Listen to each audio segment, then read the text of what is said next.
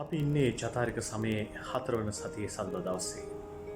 මේ 4 වෙනි සතිය ආරම්භ කරද්දී අපිට ඉරිද දවසේ මතක් කරලා දුන්නා අපේ ජීවිතේ බහැපත්කම තියෙන්නට අවශ්‍යයි කියන එක.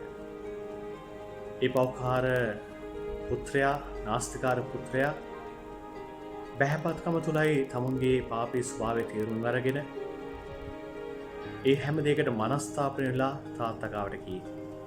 අද අපි දකිනවා මේ රාජ්‍ය නිලධාරියෙක්ව.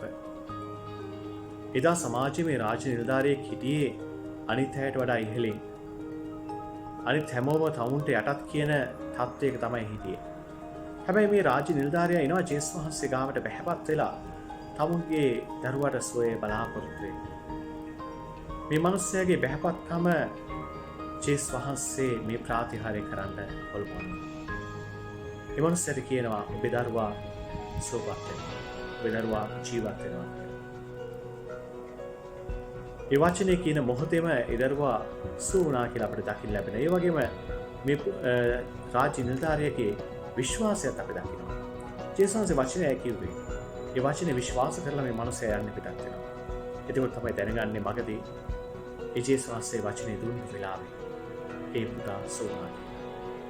ඒ නිසා අපි ආදර සහෝදර සහෝදරියනි මේ බහැපත්කම කියන ජීවිතේ අපේ ජීවිතවලට වැදගත්. ඒ වගේ මේ තුල විශ්වාසය අපේ ජීවිතවල තියෙනවා. ජේසුස්